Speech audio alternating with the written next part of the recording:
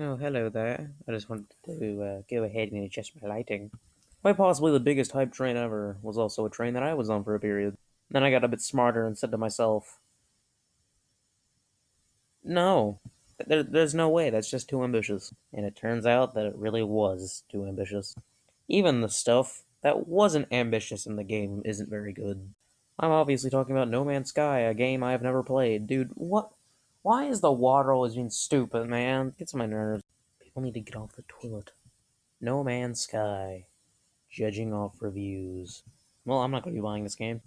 So, as per course, with looking at the whole judging off reviews series, which I rarely do, but still kind of do it, we need to pull out the Metacritic real quick and see what people have to say. I've already seen YouTube reviews, so this should be most interesting.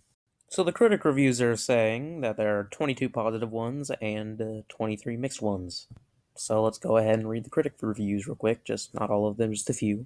This guy gave the game a 90 out of 100, in case you're wondering. Twinfinite. No Man's Sky is no doubt a magnificent feat in game development. I am left humbled by all that I have seen and intend on continuing my journey in an attempt to see as much as possible. Well aware I will never see it all. Space has its hooks in me, and I don't think I'll ever want them to relinquish their hold. Didn't acknowledge a lot of the problems I hear that the game has. Oddly enough, this was my most hyped game for 2016, but that was before I realized, hey, this is just way too far-fetched for every planet to actually be unique, especially when it's all randomly generated and there's quintillions of them. Area Jugones, okay. Gave the game an 85. No Man's Sky is the fulfilled promise that had been made by Hello Games a year ago. We face an infinite universe and a very well developed and deep story, even though the gameplay mechanics could have been more elaborate. From what I hear, there isn't a very deep story at all. It's just like a couple concepts here and there that are basically like, yep, go explore and find stuff. It's time to stop! Anyway, let's move down to the mixed reviews of the critics. It's like a retard. Alright, GamePro Germany gave the game 73, and they say, No Man's Sky is a huge galaxy sandbox using an interesting concept, but as far as gameplay is concerned, it's running out of steam way too fast. Eurogamer Poland gave the game a 70 and said, No Man's Sky fulfills its basic function, offering impressive exploration of endless planets with plenty of amazing vistas and exciting discoveries. Some other elements, like combat, survival, or inventory management, are poorly thought out, though, which lessens the overall experience. Hello Games' ambitious title is great for short trips and relaxing sightseeing, not extensive all-nighters. I've heard you shouldn't play the game at all.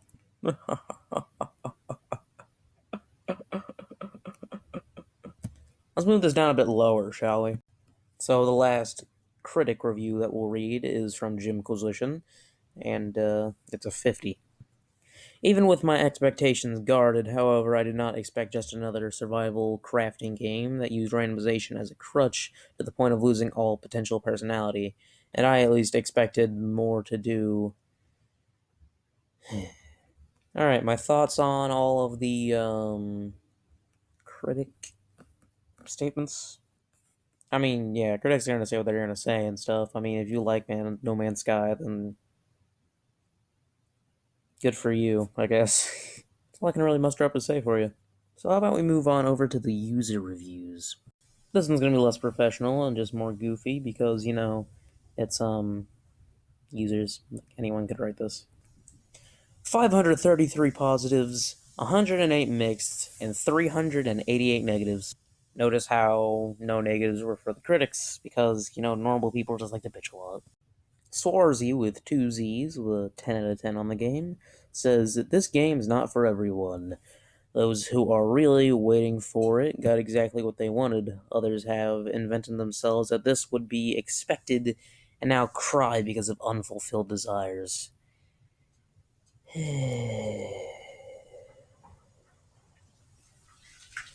Dude, seriously, this is getting annoying. People need to stop using the bathroom.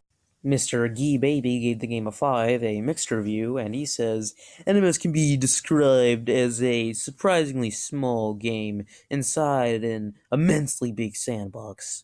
It appears that there is a debilitating void between the two that makes the player feel uneasy and impacts negatively on the overall experience.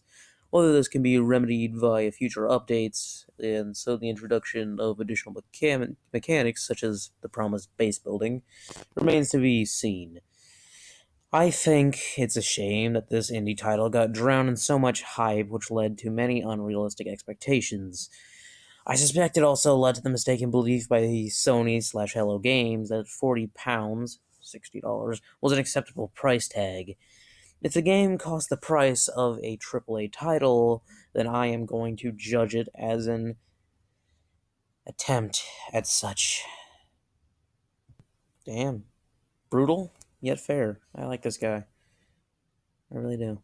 Let's move this down a couple points, down to a 3 by Cuber, a negative review. This game is absolutely massive and has a decent idea. Unfortunately, that's all it has going for it. This game has quintillion planets randomly generated in the vastness of space. However, having that huge amount of planets to explore is undoubtedly shit useless when I get bored at the first planet I spawned on. It's very repetitive, the game's crafting system is confusing, and this game will leave you with nothing to do after just a few hours into it. Also worth mentioning, one of the directors of the game said that the chances of two players meeting are close to zero, but in reality, two players already been on the same planet but couldn't see each other, which just proves this game has no idea what it's doing.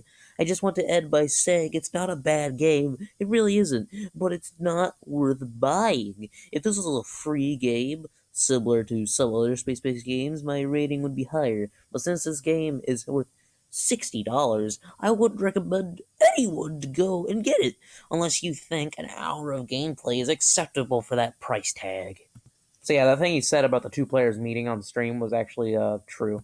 They met on the exact same planet. They were in the exact same place. They were looking at the exact same thing, this exact landscape, and they couldn't see each other. Any effects that they made in the world, they couldn't even see. So it's funny because Hello Games was talking about how oh yeah, you can't see yourself. You have to find a buddy, which is really it's kind of small. It's kind of hard for that to happen. You gotta find a buddy, and then they'll have to describe what you look like to you, and all that stuff, and you be best friends. Well, they lied. Even indie developers are doing it now. Move it a couple more points down, and Alpha Rebel with a 1 out of 10 review. The most succinct review I can concourt about it, God, big words, about this game is to simply quote Total Biscuit on Skyrim. It's an ocean of content with a depth of a paddling pool. The underlying technology is undoubted a great feat. Unfortunately, once the novelty of the tech wears off, dawns the realization that simply the game doesn't possess any engaging game mechanic loops outside of the mine to progress, move to next planet, and mine to progress. And as in the case of ED, when you are dealing with 18 quintillion permutations using fundamentally the same math to pin it together, you get recycled or close to recycled content very quickly, and the fact that you are going to be doing the same grind on your quest to the center of the galaxy for a very long time, it's the really perfect game for OCD explorers or autistic kids who get fulfillment from progressing on repetitive game loop. Sadly, my boredom tolerance is not what it was like 20 years ago, so off to CAX we go. Little anti-grammatical, but overall, good review. So yeah, let's look at that perfect 0 review I was waiting for, baby. Lemonade Maz with a 0 out of 10 score. Had great potential. Too bad it gets boring about 3 hours in. All you do is gather resources to get to the next planet, where you have to do the same. Wait for a sale. Well, my consensus. Hello Games drove the hype too hard. Let's be honest here, guys. If Hello Games didn't advertise this game so hard, then people would probably be saying it's a lot better. It's just because the amount of overhype this game had just kind of killed it. And overall, this even without looking at it's overhyped, it's honestly just not that great of a game. It's just too ambitious and just overall ends up flopping on its face. And I know people are like, "Oh, you've never even played it." Well, I could have told you that before the game even came out. So